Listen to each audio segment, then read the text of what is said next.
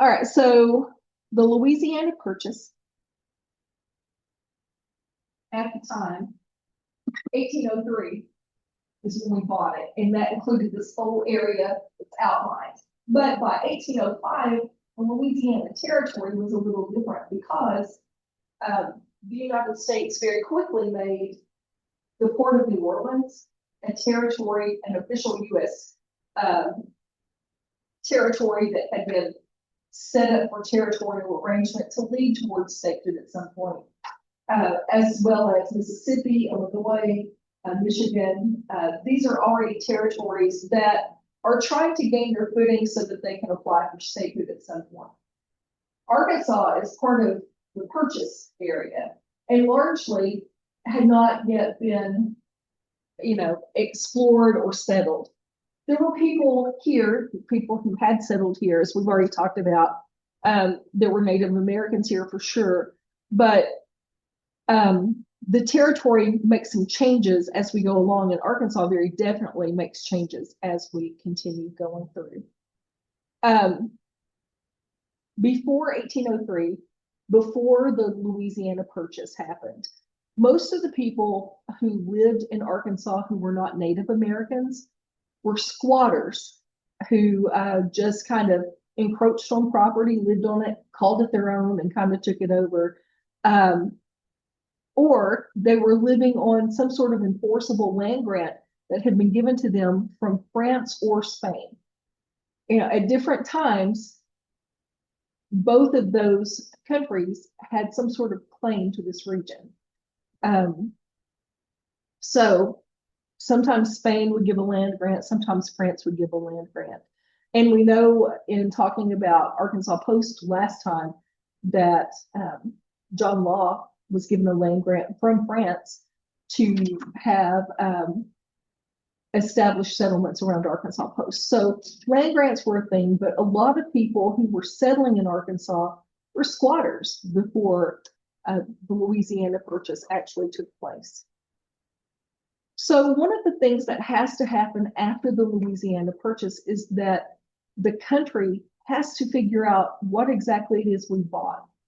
And sometimes I think about that. I mean, we bought a huge chunk of land from France that, maybe they didn't even really know what they were selling. We certainly didn't know exactly what we were buying because we have to explore to find out. So we need people to gather information. Some of those first people used to gather information were land surveyors, and Frederick Bates was one of the first in this region. He was a member of the St. Louis, Missouri Board of Land Surveyors that oversaw the survey of the Arkansas region. And he conducted one of those earliest claims hearings in the state from people who said that they had a claim to the land, and it was his job to determine whether they did or did not by surveying the land. So land surveyors are going to have a very important role in forming Arkansas history. So by 1812, we have Congress and the General Land Office assigned duties to survey all U.S. territories, all U.S. public lands. And they divided this land into these 6-mile townships so that they could kind of start the survey in general. And we'll look at a map in a few minutes so you can kind of see how things were at the time. In 1815, the survey started in eastern Arkansas to section off the land. Leave that somewhere else. And 3 months later, there was a large territory that was formed in order to survey. It was Illinois, Missouri, and Arkansas that were all going to be surveyed together. So let me go back to show you. Let's see, Illinois, Missouri, and Arkansas. So Illinois is already a territory or establishing territorialship. And then there's Missouri and Arkansas. So all of that land is going to be among the first to be explored and surveyed so they can figure out exactly what we've got. Also, I wanted to show you this map, let me get out of here, go to the map. So initially, these are the way the counties were broken down when they established counties during our territorial period. There were only 5. Hempstead was down here. Clark is this area that's here along the Washita River, almost down to southern Arkansas, the very southern border, up and around and all the way into what is now Oklahoma. Then Pulaski was a little bit more of the central, and then all the way past Fort Smith. We've had Arkansas County, which Little Rock, it's kind of hard to tell where Little Rock's at. The words are here in Arkansas County, but the dot isn't in Pulaski County, so probably Pulaski. Lawrence County is up here. So 5 counties at the time. Do you guys know how many counties we have in the state now? Quite a bit, yeah, 75. We've got 75 now. Okay, let me get out of there and go back to here.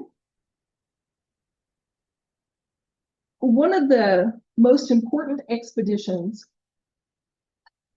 of this time period was the Hunter-Dunbar expedition. I've attached a link for you guys in Canvas to read. It says homework, please read Hunter-Dunbar expedition.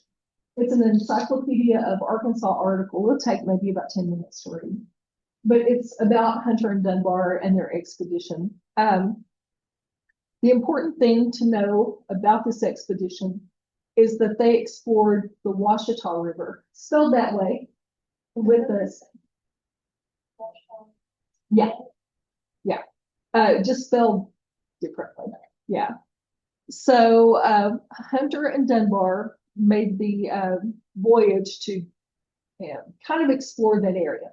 So their job was to find out the flora, the fauna, so the plants, the animals, other water sources, anything that they could learn about the region. They were not the first group to go up the Washita River.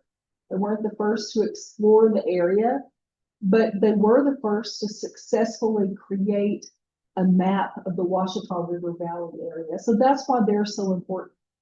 Basically, the Jefferson administration bought a huge chunk of land and had no idea what they were going to do with it because they had no idea what could be done with it because there was no good documentation of this land. So while we have, Lewis and Clark making the big expedition, there were lots of smaller ones going on too. And Hunter and Dunbar were the pair that researched the Washita and the Washita River Valley area. So the land surveyors at this time, I mentioned that they played an important role. They were pretty much the ones who set the tone for everything. One of the first, or the very first, surveyor general in the Arkansas district was named William Rector, and he served from 1815 to 1824 in this role of general surveyor. So what that means is that he's in charge of measuring out portions of land and giving them to people or selling them to people, administering the land grants, that sort of thing, to settle on. So he knew the very best land and he knew the very worst land in the state. It's his job to know that stuff. So who do you think he gave the best land to? People who knew. And people that he really didn't care about, he just gave them some parcel of land, whatever. So through nepotism and favoritism, his family got the best of the land in Arkansas. His friends also got the best of the land that they could get in Arkansas, or what would become Arkansas, I should say.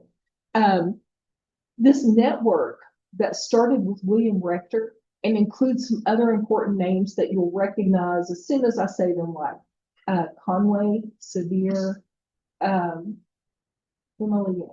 Sevier, Rector. There's another, we'll get to them in a minute. Conway, Sevier, Rector for sure. Those people have counties named after them now because they were very instrumental in forming the state at this time. And they were able to do that through this generosity or because of the nepotism / favoritism of William Rector. This network that they developed, this friendship and the actual family became known as the family, sort of like the Kardashians. You know, they set the tone for everything in fashion, it seems like. And even culturally, you know, what's cool, what's not cool, all of that kind of stuff. So the family in Arkansas was this group of people, the Rectors, the Seviers, the Conways, Johnson was another name. So they were the ones that had the political control early on because they had the control of the land early on. William Rector's training as a surveyor wasn't that great. And so in terms of actually measuring out land, he wasn't the best surveyor. The equipment wasn't as great as what we use today, for sure. And because of that, a lot of things had to be resurveyed over time. But he got the people he wanted in the good places that he wanted them to have. Also, in between all of this time, so Arkansas became a state in 1836.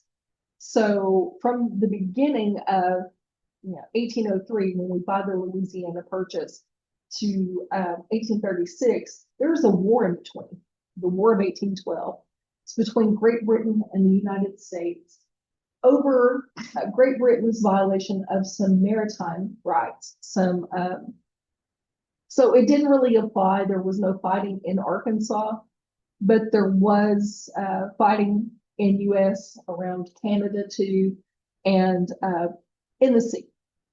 The reason that the War of 1812 really applies to Arkansas in this time period, other than the fact that it happened during that time period, is that our government was looking for ways to reward soldiers for their service. So, you know, we've had a trained military and tried to maintain the trained military for a long time, but payment to soldiers has never been I guess better than it is today, because they started from somewhere and they learned from mistakes and they built on what they learned and tried and didn't work and all of that. So part of the benefit of serving in the War of 1812 is that the federal government would give you a land grant to move west. So that really benefits a lot of people. One, you're giving veterans a piece of land, and land ownership was a huge deal. It meant that you had a political voice if you owned land. It meant that you had an opportunity to be able to feed yourself and your family or to succeed in a business. So land ownership was a good deal. The problem is that a lot of this land that they gave to the veterans was swampland in Arkansas, in the Delta, where the mosquitoes are bad and malaria was a problem, all sorts of things like that. So these veterans would end up with these parcels of Arkansas swampland. Could have been great land. They didn't know. They didn't come check it out, but pretty much swampland. So they sold them to speculators just to get the money for the land. So at least they got something out of their service. But it wasn't easy to get a great price for land in Arkansas because people didn't know what to get. So speculators are people who will make an investment without a lot of knowledge about the thing. And they're risk takers, right? So these speculators would buy these pieces of land. It's more money than the veterans had because the land was free. It was given to them, so they profited, but still not always the best chunks of land. Very few veterans actually moved to Arkansas because of this benefit to soldiers from the War of 1812. But a lot of land was exchanged hands because of it. And here is one of those Conways that I was just talking about. James Sevier Conway was the first Surveyor General of Arkansas Territory. So before Arkansas became a territory, it was William Rector. So once we are officially classified as a territory, that moves down to Conway, James Conway. And then he actually becomes the first governor of Arkansas when it becomes a state. Representatives tried to get Arkansas set as its own survey district, but that didn't happen until 1832. And so that meant territorial times were, or statehood was delayed for a little bit because of that. So the benefit of being a territory is that the federal government kind of helped you get on your feet as you were establishing things. It's like they would send federal funds to help create infrastructure like roads or bridges. They would send federal help for transportation of different kinds, send federal support to create towns. Railroad was a big deal because if you can get a railroad to go through an area, you can build that area. So there were all sorts of federal subsidies that helped this territory. So it was really important to become your own territory because you could get those federal funds. That all changed with statehood. We'll talk about that as we get a little closer to it. So in 1819, this is our map. I looked for it all over the place and I already had it included. 1819, here we are with our 5 counties. Much easier to see this way. You can see how far Clark goes. Clark and Pulaski and Hempstead actually extended into Oklahoma at this time. This map cuts off a little bit. Oklahoma was not known as Oklahoma. It was called the Indian Territory. So this family, the Conways, the Rectors, the Seviers, and the Johnsons were a political powerhouse. They were like the Kennedys, if that means anything to you, or the Bushes. The Bushes would be kind of a dynasty because Jeb Bush was a governor. George H.W. Bush was president. George W. Bush was president. So, you know, those are people with some political power. But this was especially, I don't want to say mafia-esque, but kind of imagine that in terms of, you know, how we expect mob members like look out for each other and they've got each other's back. It's kind of how the situation was with the family, also known as the dynasty by some. But this family was a political powerhouse, and they were all Democrats. And they dominated state politics up until the Civil War. So political power changes over time. For most of my youth, it was very rare to see a Republican get elected to office in the state, which is interesting now because it's more rare to see a Democrat be elected to office now in the state. So it's an interesting shift to see. And we'll talk more about that as we explore politics more in the semester. But these people were very much Democrats. They followed those lines that were pretty typical within the United States, where people from the South tended to support slavery, people from the North tended to support abolition or not care one way or the other. I've already mentioned that James Conway was the first governor of Arkansas, but it's important to know that one of these members from this dynasty, this family, was the very first governor of the state. Also, one of these members from this family was a United States senator. One of them was a federal state or a state federal judge. That should say Johnson rather than Johns, Benjamin Johnson. Also, Richard Johnson was vice president of the United States to Martin Van Buren. So these people were all connected politically to pretty powerful people. And in that, I mean, it sounds like a great deal for the state. The thing is, they are all patting each other's backs and making sure they're each taken care of. So a lot gets overlooked sometimes when that happens.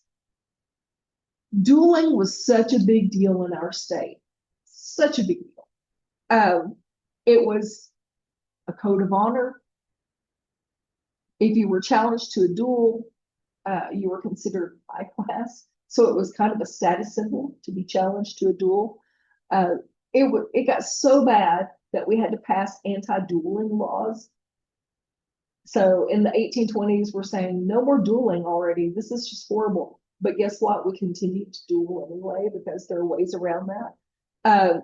Dueling basically always took place at either dawn or dusk. Something about the sun rising or sun setting that was pretty important, but dawn was the preferred. If we're going to duel at sunrise, we usually see it as sundown on the westerns, but that was an option, but usually it was at dawn.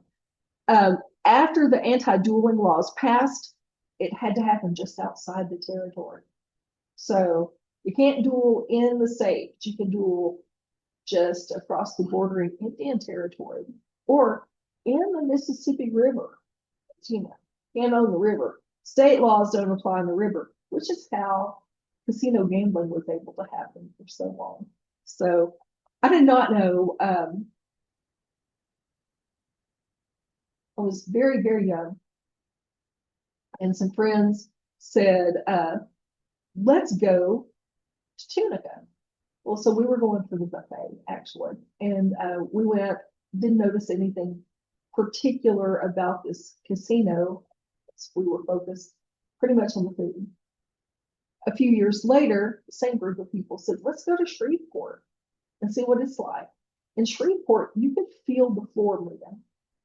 And I don't know if it was something about the difference in the water or what, but in Shreveport, you could tell you were on a boat. The other one, you didn't know you were on a boat. But it was this floating dock on the water that circumvented state laws. So the same thing is true with dueling. If you could get into the Mississippi or cross the Mississippi into another territory, you could duel. The pistols at this time were pretty inaccurate. They weren't great weapons, but you know, you could hurt somebody with them. You dueled until one person died or was wounded, or somebody surrendered. Sometimes, you know, somebody could be wounded and somebody could surrender. So there was this duel in 1827 that was pretty important because it involved our elected officials. Robert Crittenden was the territory secretary and the interim governor in 1827, the interim governor of the territory. Henry Conway was running against a guy named Robert Oden. Conway beat Oden in a landslide victory, and Crittenden criticized Conway for something, said he cheated in the election. Well, so then Conway writes a letter to the editor of the Arkansas Gazette and calls Crittenden a liar. So Crittenden does the thing that all honorable men of a certain social status would do in this time. He challenges Conway to a duel. So they met on the opposite side of the Mississippi River in the Mississippi Territory, not the Arkansas Territory. And Conway fired first and grazed Crittenden, but Crittenden shot back, hit Conway. He didn't die right away, but he was wounded, and then he died a few days later, 11 days later. So, you know, we have people dying in duels. So there had to be You know, the dueling is still getting out of hand. The anti-dueling law was passed, 1820, and here it is, 1847, we have another duel, and this is a newspaper duel. We have the Gazette editor was Ben Borden.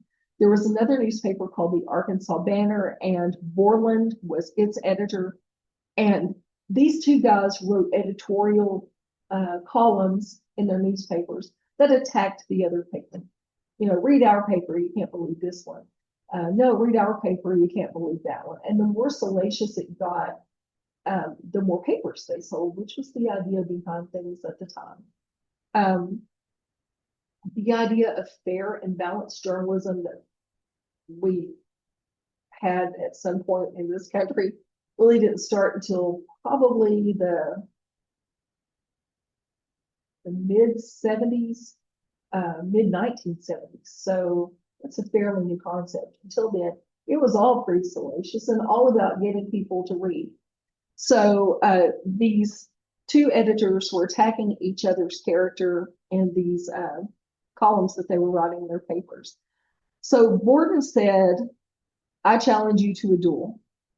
They decided to meet in Indian Territory.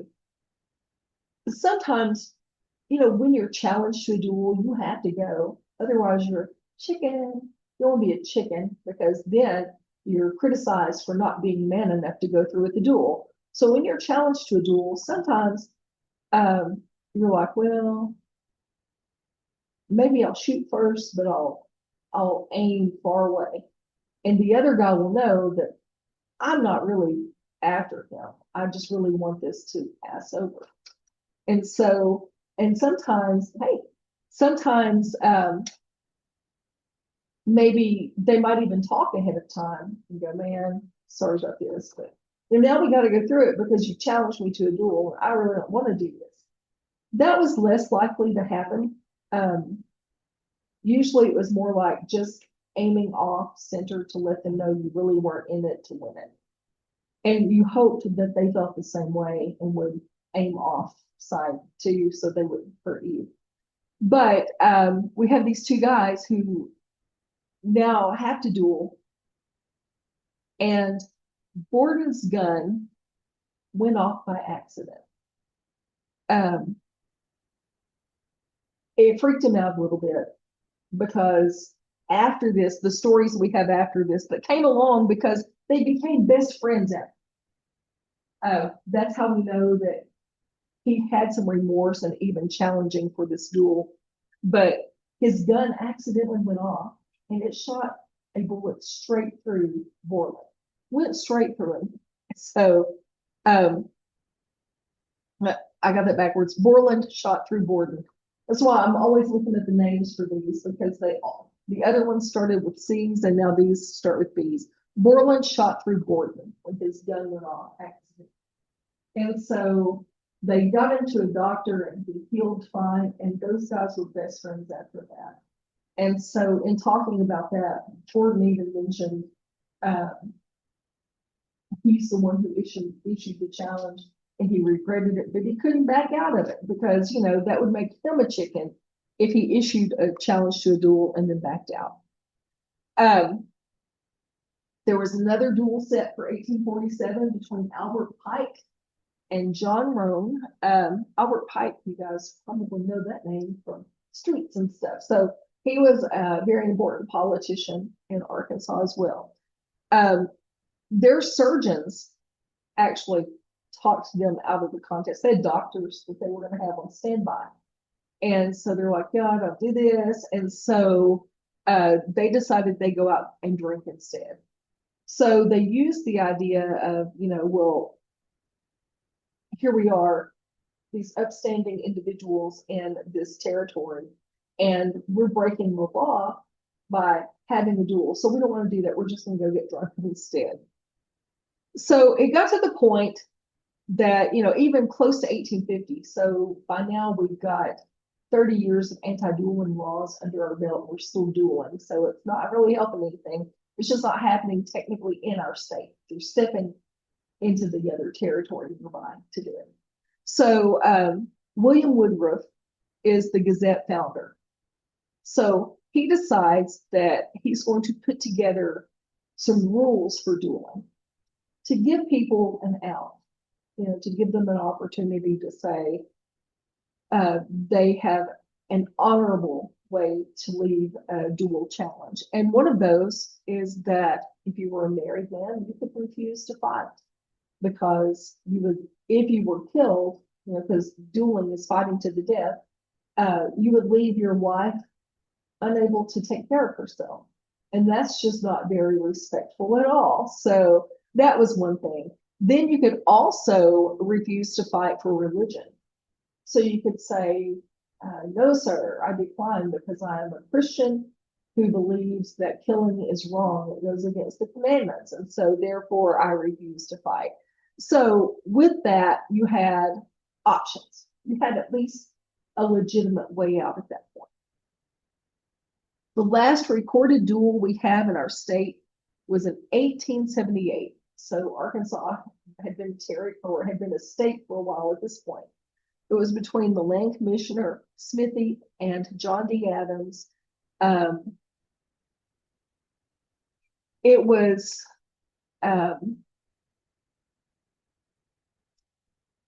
this was the last duel because in 1878 Reconstruction was pretty much over, but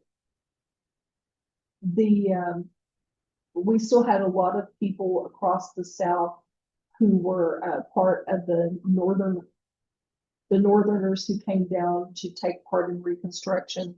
So the downfall of the elite parties, the elite people who had been the pre-Civil War Democrats, the people with the money and the power from before didn't have as much money as before, and they lost some of their elite power. So because of that, and because of this whole frontier reputation, they stopped dueling. It got hard to get people to come to Arkansas because of the lawlessness. And nobody wanted to come fight to establish a homestead and then have to fight other people in the process. I mean, you're already fighting against nature, you're fighting possibly against Native Americans, and now you're also fighting some jerk who wants to duel. So, it became a big ordeal that was really getting in the way of the development of the state. So it finally stopped after 1878. I want to mention Lovely County because we don't talk about it ever. It's not a county today, and it wasn't a county in 1819 when we saw the map of the 5 counties.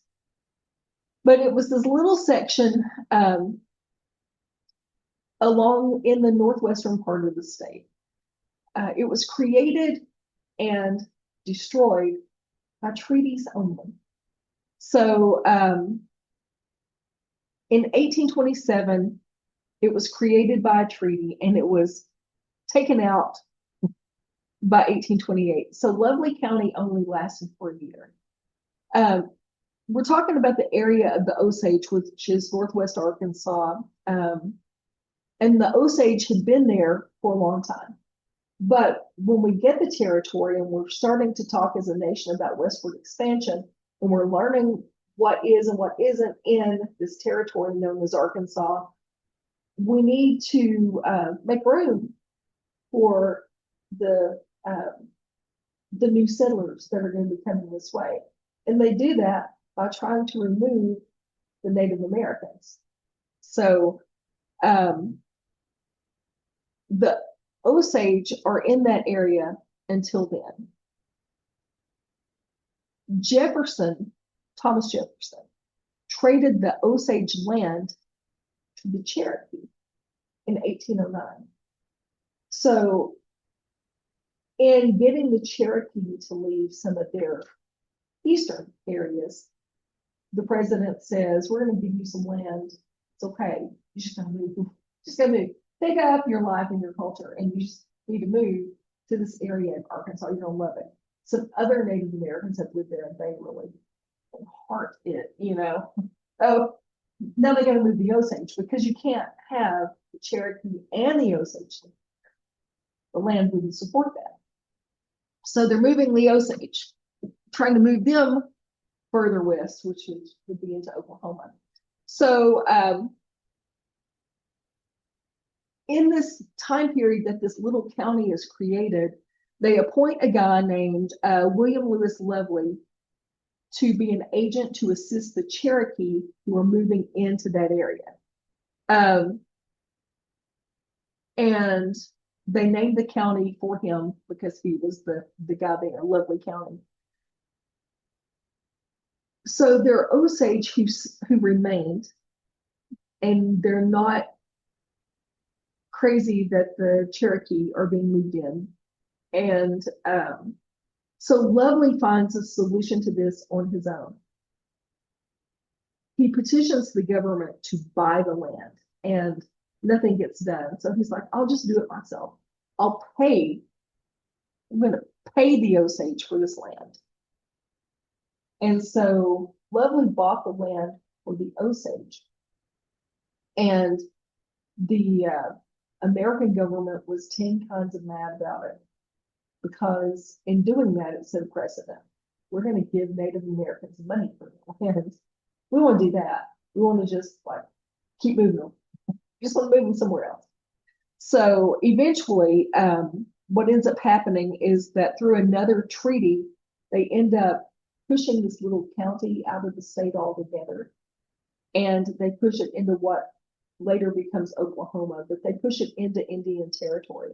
So basically, Lovely lost his money, and the Native Americans didn't get to preserve their land anyway. The government took it and shoved it into what later becomes Oklahoma.